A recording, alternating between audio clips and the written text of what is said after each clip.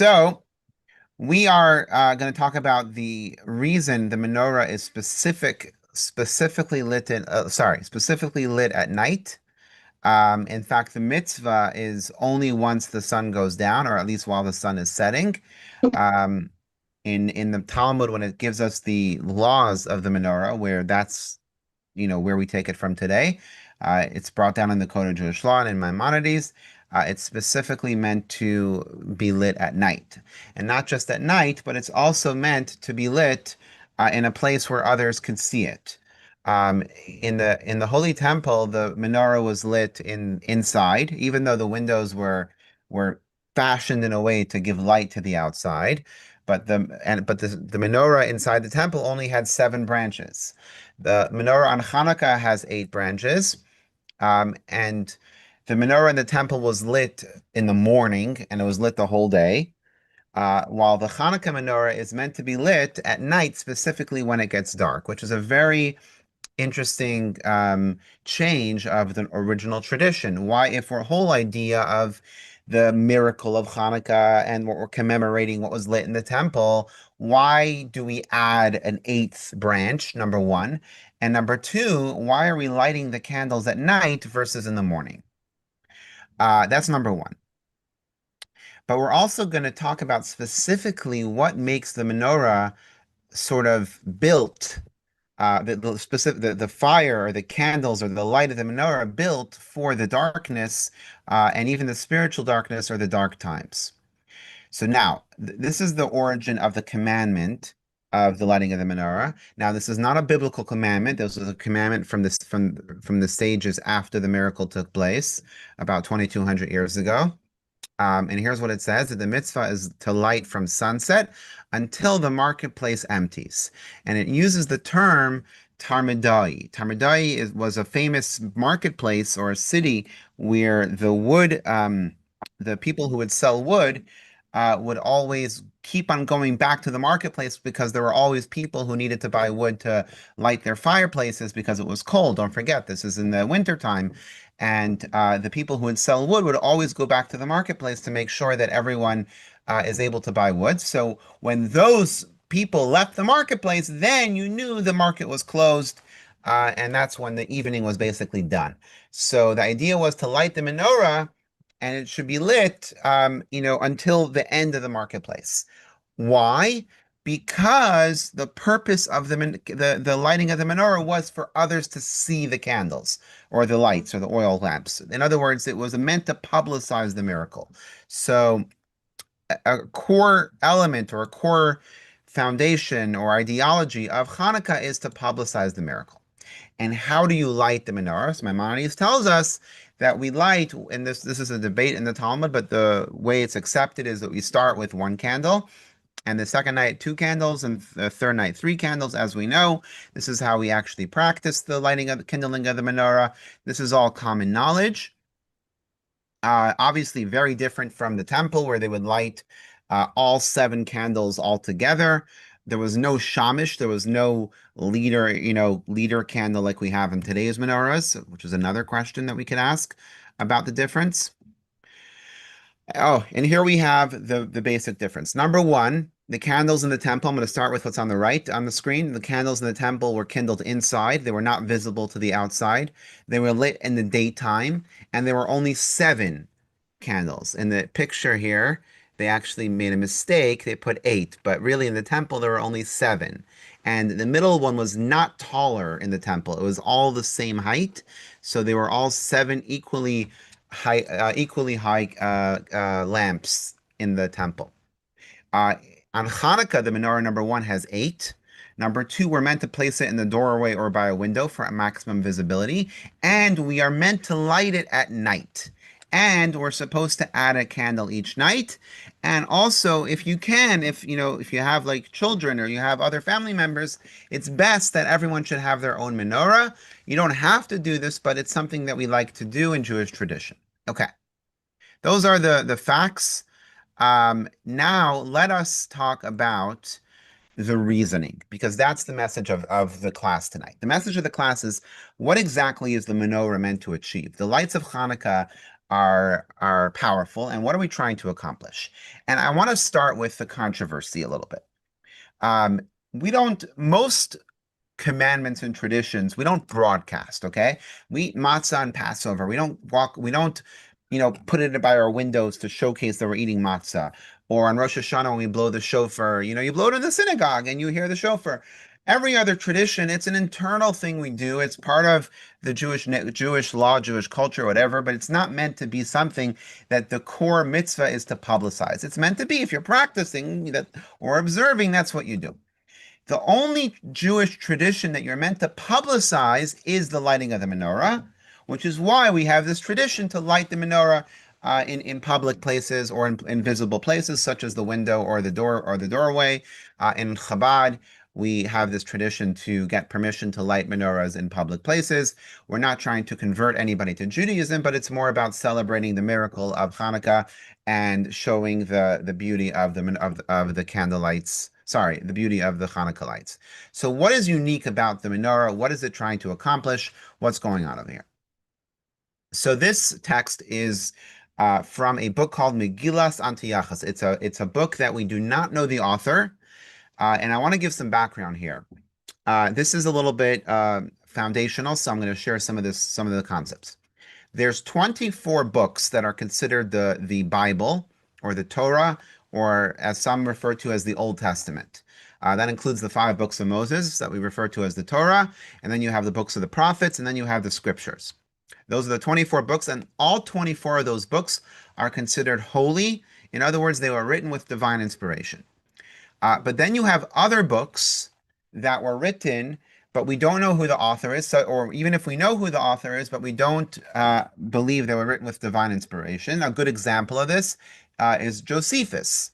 Josephus wrote a very accurate historical description of the destruction of the Second Temple, uh, as well as it's believed that he wrote the book of the Maccabees, which is also very reliable and accurate. However, it's not written with divine inspiration, which means you could use it as a historical source, but it's not necessarily a divine source.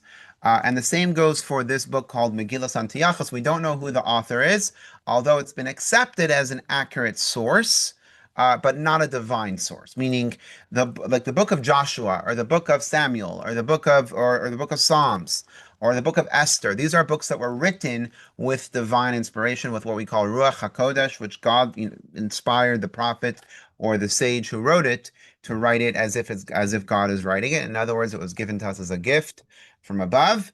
But the books that are not written with divine inspiration are written with a human intellect, and while they might be accurate, inspirational, and very helpful, they're human contributions versus godly divine contributions. And this is an example of a human contribution. However, we do believe this is an accurate portrayal of the story of Hanukkah. And once again, this is our opinion. This is how because this was accepted by the Jewish community back in the days, we accept. This is not the Book of Maccabees. This is a different book, but this is where we get our history from the story of Hanukkah. Because also it's been verified by the Book of Maccabees and some other sources as well. So here's what it says. When was this book written? It was written. It was written during the time of the story of the Maccabees. In other words, Josephus wrote the book of Maccabees, but that was 200 years later. This book was written during the days of the Maccabees, we just don't have an author. Okay. Anyways, I just wanted to give you some background about this because it's important to differentiate the texts of where stuff is coming from. And you can look it up. You can look up. It's called Megillas Antiochus. You're welcome to look it up, and you can look up the sources and the story behind it. But this is our accepted version of what happened.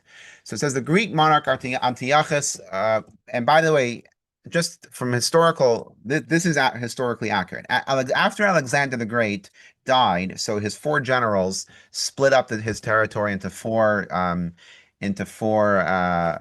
general areas, and Antiochus was one of those generals that inherited the land of Judea. Judea was included in that area, in that space, and he was the successor of the general that preceded Antiochus. So here's what it writes. The Greek monarch Antiochus determined to march on Jerusalem. He said to his officers, "You are aware that the Jews of Jerusalem are in our midst. They neither offer sacrifices to our gods nor observe our laws. They abandon the king's laws to practice their own. Come now, let us attack them and abolish the covenant made between them and God, Shabbat, Rosh Chodesh, and circumcision." So immediately King Antiochus dispatched his governor Nicanor with a large body of troops. He came to the Jewish city of Jerusalem and massacred many people. He set up a heathen altar in the temple, concerning which the God of Israel has said to his faithful prophets, "There I will establish my residence forever."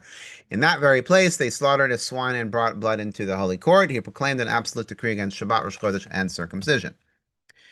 Goes on. This is a little bit gory, so those who don't, who are squeamish, skip this part. So drastic was the king's edict, a woman gave birth to a son after her husband's death and had him circumcised when he was 8 days old. And with the child in her arms, she went on top of the wall of Jerusalem and cried out, "We say to you, wicked one, the covenant of our ancestors that you intend to destroy shall never cease from us, nor from our children's children." She cast her son down to the ground and flung herself after him so that they died together. Many Jews in that period did the same, refusing to renounce the covenant of their ancestors. There are many other stories. Luchana and their 7 sons is a famous story, and there are many others where the Jews defied the decrees of the Greeks. Now, one of the things that isn't discussed as much is, unfortunately, there were majority of the Jewish people Hellenized with the Greeks. This is the part that we have to acknowledge, and we have to. This is all verifiable, but basically, when the Greek culture was not anti-Semitic, this is important to remember. They were not against the Jews. They were pro-Greek culture, and they wanted to convert the societies that they were in charge of to become to adopt the Greek culture. When Jewish tradition and Jewish values clash with Greek culture, that's when things started to get messy. Now, most Jews Hellenized to the point where they felt that this is the new way, and let's not let our Judaism get in the way of this new Greek culture. The stubborn or zealous or extremist Jews were the ones who fought back. They were the ones who eventually made up the Maccabees, and they were the ones who had to fight not just the Greeks, but they also had to fight their own Hellenized Jews who were joined with the Greeks. Um, and how do we know this? Because the prayer that we say, well, at least where's the source of this? The prayer that we say on Chanukah, we added into the Shemona Esrei. So we say that, thank you God for giving, for helping the strong, the weak win over the strong, the few win over the many, the pure win over the impure, the evil win the righteous win over the evil, and v'zeidim biados kesarasacha, and the sinners, and those who study Torah win over the sinners. And the last two are referring to the Jews who Hellenized, who were even worse than the Greeks, it says. They were even more brutal and more vicious than the Greeks, unfortunately. So now, this is just the commentary on that. So now I want to get to our mess. I know I'm just giving some background, but I want to get to our message, because this is still back into the historical side of things. Now, what is the menorah meant to accomplish? Now we're commemorating this miracle, and we're not trying to go back to 2,200 years and say, hey, who was guilty, who was innocent.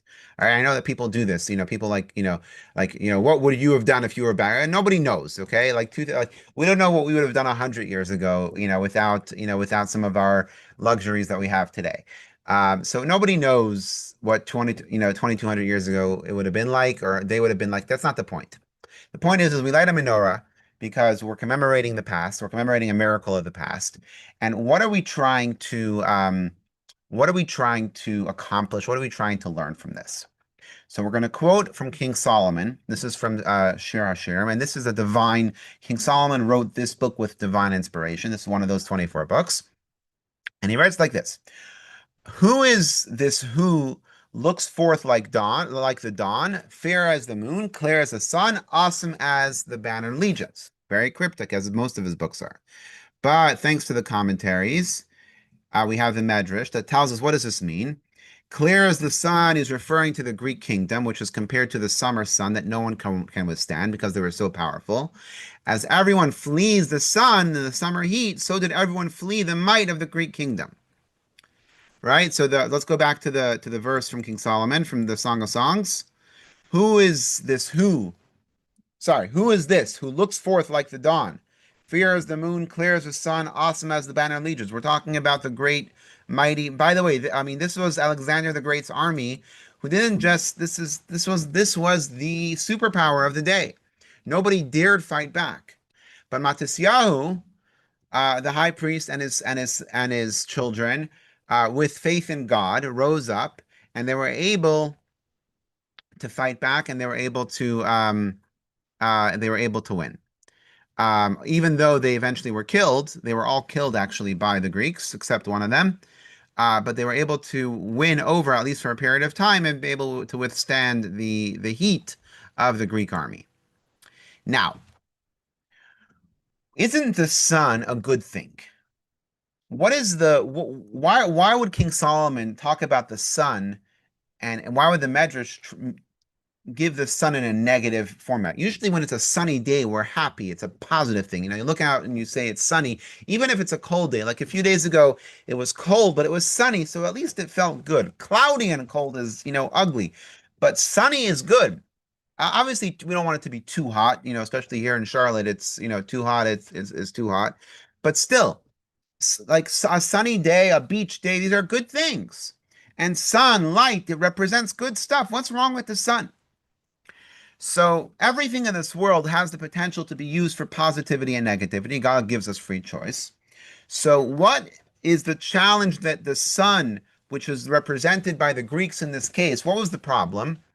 Is it stirred up the passion, the animalistic passion of these Jewish Hellenists, to the point that not only did they abandon their faith, but they actually became worse than the Greeks themselves. And they became this threat. They were really the ones who were oppressing their own people.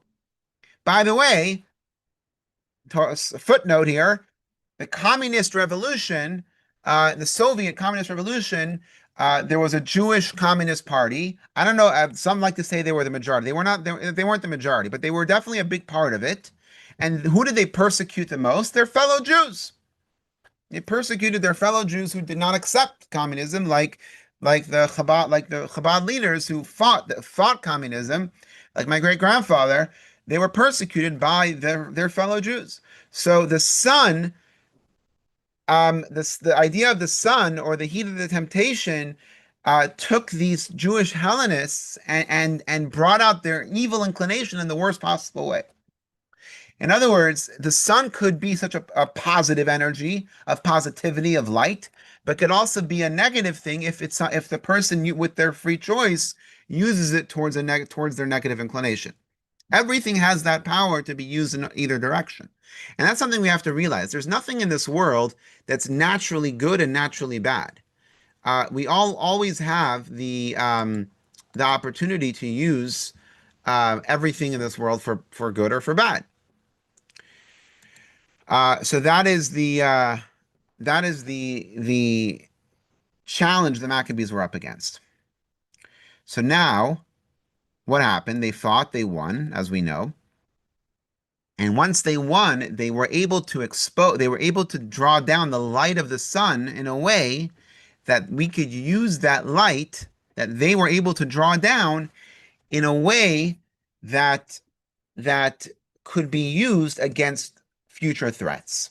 And now I'm going to get a little Kabbalistic and explain a concept here. And I'm going to stay on this screen here. And I want to elaborate on this a little bit, and bear with me. I'll start with the story of the Beis Yosef. The Beis Yosef is the one who wrote the Shulchan Aruch, who wrote the Code of Jewish Law. And he was a brilliant man. Spiritually and also materially, he was brilliant. I mean, he wrote the Code of Jewish Law. He wrote many commentaries on Jewish law.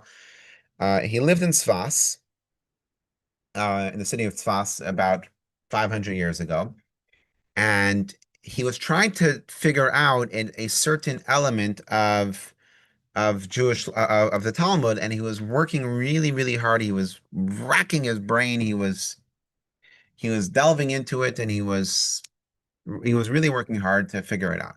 And finally, after many weeks, he was able to understand it, and he made sense of it, and he was able to, like, in his own mind, he didn't write it down or anything, but he was able to like figure it out, figure it out, and discover the right answers and everything else.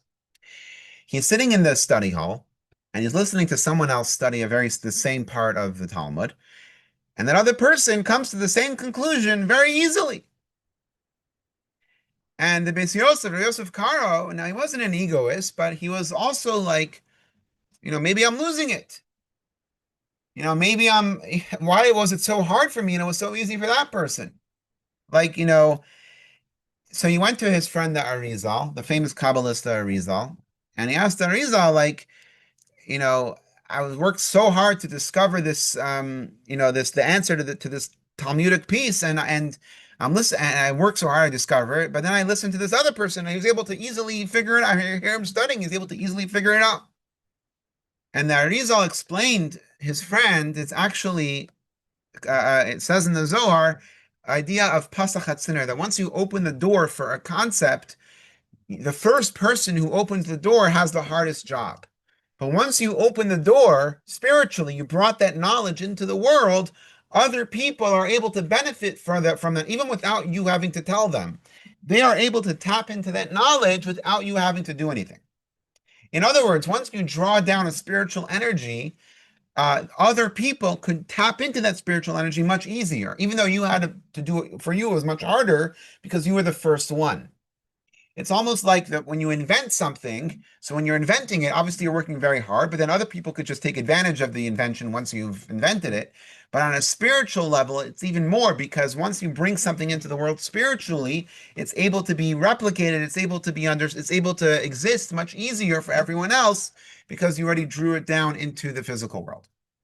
The Maccabees, by winning the war and fighting against the Greeks and overcoming the challenges that were presented to them, they by the light being misused, they were able to draw down a light, an infinite light of God that is so powerful to defy the darkness of the world that we now are able to tap into that light that they drew down already.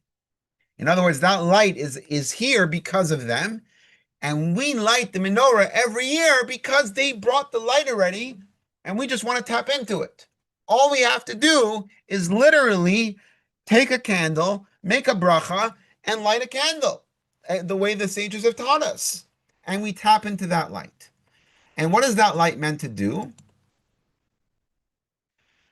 So here the Rebbe is going to explain. Our sins extinguish the spiritual light of Torah and mitzvahs. This lands us in exile, a place of spiritual darkness. As we say the prayers because of our sins, we're exiled to the land. The object of Hanukkah light is to illuminate the darkness of exile. One second, and we're going to go to the and we'll come back to that in a second.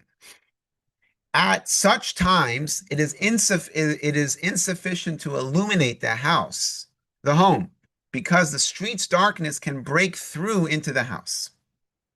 Instead, work to illuminate the street by deliberately kindling the Hanukkah lights near the window or door. It's not enough to light them at a dining table or work desk or allow the light to spill out through an open door. No, light them at the door. Bring your light to the street. Because we're able to tap in to this light the Maccabees gave us, what should we do with it? Not keep it to ourselves. We should let it shine to the street. Why do we have to let it shine to the street? Why are we so desperate to get it out to the street and not just leave it on the dining room table? Because we're under threat. Now I'm going to go back to the slides that I skipped. Because we're under threat from assimilation. Just like the Hellenized Jews, and I want to be a little kinder to them. I was a little harsh on them earlier because they, well, They were pretty bad. I mean, at least from what we were told. But they thought that the best thing to do for survival of Judaism is to assimilate with Greek culture. In other words, they thought, let's put it diplomatically. Okay? You know what? Let's even put it politically. Let's get politically dangerous here. Okay? There are those who think the best way for Israel to survive is to create a diplomatic solution with an enemy that wants it to destroy it. Not because they think the enemy are good people, but because they believe that the only way to ensure the enemy doesn't kill them is to create a diplomatic solution. Not going to go into any more detail into that in that conversation, but the Hellenized Jews, it wasn't that they, at least majority of them, it wasn't that they necessarily loved the Greeks. It's that they believe this is the best way to ensure the survival of the Jewish people is by making peace with the Greeks, adopting their culture, and will ride the wave of the Greek Revolution, and we'll be okay, without realizing that it's an existential threat. When Jews came to America, in a similar way, many Jews felt that the way to survive in America is to assimilate, is to be American. Make sure that, we don't want to go through what Jews went through in Europe. We don't want to be different. We want to be considered fully American, so we have to assimilate. We have to make sure that nobody puts us in a ghetto.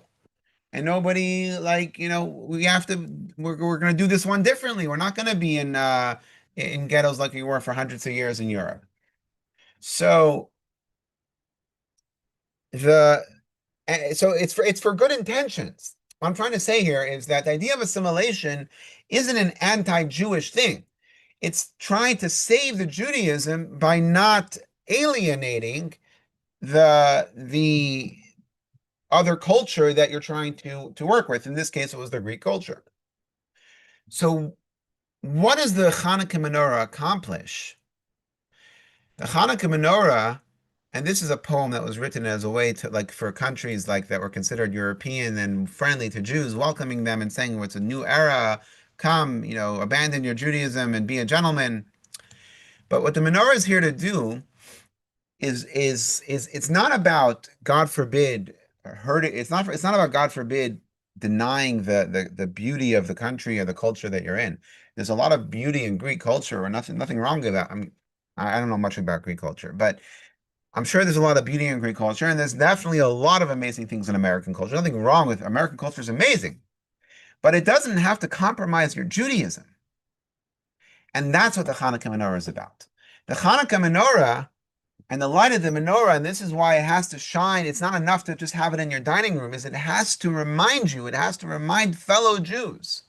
It has to bring the light of the Maccabees to stand tall and proud that you are a Jew. You have an neshama, you are a Jew. Be a Jew. It's not a light doesn't negate other things, doesn't hurt other things. We lit a beautiful menorah in Matthews the other night. What's tonight? Thursday. So 2 nights ago we lit a menorah in Matthews right next to a Christmas tree. It was beautiful. More light. And what I'm trying to say is that light doesn't negate other light. It doesn't have the idea of the power of the menorah that the Maccabees gave us is this powerful light that we are meant to spread. We're meant to spread, but to each other, to fellow Jews, to ourselves, to remind ourselves the outside is ourselves. In other words, to push ourselves that this is who we are. The more we push it into the dining room, the more we push it into, push it into the closet, the less important it becomes, and the less valuable it becomes, and the less memorable it becomes. The menorah is the anti-dining room. The menorah is the anti-closet. The menorah is, I want to be outside. This is the essence of who we are. And this is why the Rebbe pushed and campaigned that the menorah has to be public. The Rebbe campaigned that the menorah should be everywhere. The Rebbe wanted the menorahs not just by the windows of the doors, even though according to Jewish law, that's where it should be, the menorahs, the doors, and the windows. But in our generation, the Rebbe felt we have to go even further. Not for Jewish law. Jewish law, you're totally fine by the window. But from a sense of, going above and beyond, we should light giant menorahs in public. We should put menorahs on cars. Not trying to alienate or offend anybody, but really for ourselves, to make ourselves feel a sense of this is who we are, and to our fellow Jews. And now the fifth Chabad, the fifth Chabad Rebbe says the mitzvah to kindle the Chanukah lights begin after the sun sets, after the heat dissipates, after the sun is no longer there. What is the symbolic meaning is that these candles empower us to cool the passions of our evil inclination. We light the candles until the Talmudites vacate the marketplace. And what does the Hebrew letter of Talmud really mean? Or it could be similar to his Moredet, the one who turns against God. Our fellow Jews that turn against God, meaning the candles help us counter the temptation for assimilation. Ourselves, that when we turn against God, the candles are there to help us and to face us from turning against God. In other words, we light the candles at night to illuminate our darkness and to turn us around. And that's why it has to be outside.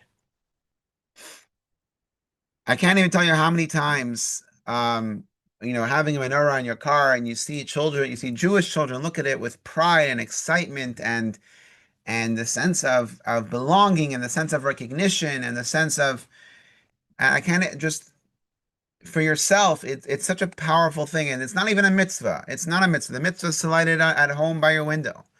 But it's a bonus to let that light seep through in a way that goes above and beyond, because that is the power that the Maccabees gave us. It's not our own effort. They fought the war, but once they brought in this light, we're able to take that light and use it for overcoming the challenges the spiritual challenges that we face. The Rebbe goes on. There's never enough to fall back. We must always move forward. This is why we can't be satisfied with kindling the same number of lights as the previous night. If someone looks, not sure what that word is. If someone looks at a Jew, we can't, if someone looks negatively at a Jew, we can't let it bother us. We must be tenacious and continue onwards with the mission that Hashem has entrusted us in. We have to be ambassadors. There's a difference between being a immigrant and an ambassador. And an immigrant means that they have to lose their previous identity. I'm not talking about America. I'm talking about in general. When an immigrant moves to another country, they're supposed to lose their previous identity and become, adopt a new identity. An ambassador remains an ambassador of whatever they're representing. We are ambassadors of God. And we have to be ambassadors, whether we like it or not, we're ambassadors of God. We can't change that. And there's a beautiful story here that we have that actually illustrates this. This is such a powerful story, and when I was preparing this class, this story illustrates everything more than I can explain. So Rabbi Norman Lamb, I believe he was the rabbi of YU, tells the amusing story of Mendel the waiter. This is on a cruise ship in the 70s. And those of you who don't know, in 1976, when the Air France was hijacked, it was flying from Tel Aviv to France via Athens, Greece. In Athens, there were terrorists that boarded the plane and hijacked it and took it to Uganda and threatened to kill. And they separated the passengers and kept only the Jewish passengers. And they threatened to kill them if they wouldn't release if Israel doesn't release the Palestinian prisoners, Palestinian terrorist prisoners. And the Sayeret Matkal, the Israeli Special Forces, were able to successfully free them from Entebbe miraculously. And it was just one of the most amazing rescue operations, definitely a miracle. And the world was in awe of what Israel was able to accomplish. So it's on a cruise ship. And when the news came through to the cruise liner about a daring Israeli raid on Entebbe in 1976, the passengers wanted to pay tribute in some way to Israel and the Jewish people. So a search was undertaken to see if there were any Jewish members on board the ship. And only one Jew could be found, Mendel the waiter. He was a waiter, he was a staff member of the cruise ship. So at a solemn ceremony, the captain of the cruise liner, on behalf of all the passengers, offered his deep congratulations to Mendel, who suddenly found himself elected de facto as the ambassador of the Jewish people. We are all, like it or not, ambassadors of the Jewish people. God trusted us enough to make us as ambassadors to an often faithless, brutal world. The choice is ours. Will we live to be a Kiddush Hashem, bring glory to God, or God forbid, the opposite? In other words, we can be a waiter on a cruise ship. But the point is that whether we like it or not, we're ambassadors of Hashem, and we have to act like ambassadors. It doesn't mean we can't be American. We are American. We're proud Americans, and America shares our values, and we're proud of that.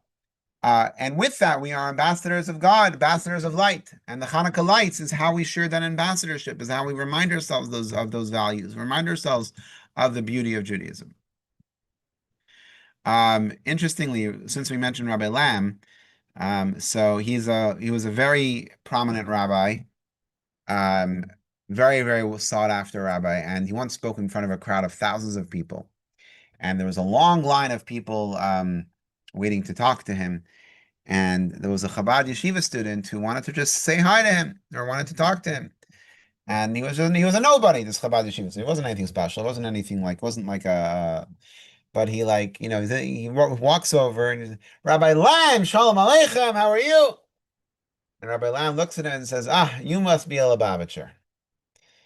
And he was trying to say is that you obviously are, you were given this confidence because you're so used to going around asking Jews if they're Jewish to give, put on tefillin and to give out Shabbos candles. You're so used to the idea of being an ambassador that you're not, questioning your validity or you're questioning your, he didn't use those words, but like you have, in other words, because the Rebbe empowered you and honestly all Jews to be ambassadors of God, you have that confidence to go over and you don't feel ashamed or self-conscious or anything else. And that's really the way we're all meant to be.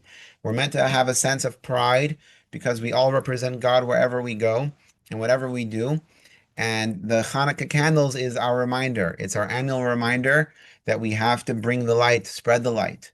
And we cannot just leave it inside. We can't just do the bare minimum. We have to maximize its impact and spread it to the outside, not in a sense of trying to convert other people, but in a sense of trying to convert ourselves and empower ourselves to be proud and to be a sense of responsibility to bring that light to ourselves and to others, and to have that reminder and have that sense of purpose, and specifically in the darkness, when there is no light, when there is chaos, when there is turbulence, not just waiting for the perfect moment and the perfect time. So Shabbat Shalom and happy Chanukah, and we should only have good times, but even in the bad times, we should be able to have the light of the menorah help us overcome those challenges and bring us to the ultimate light when Mashiach comes. But as it says, when Mashiach comes, we will still have the Hanukkah candles and we'll be able to continue spreading that light in positivity and positive times. We had a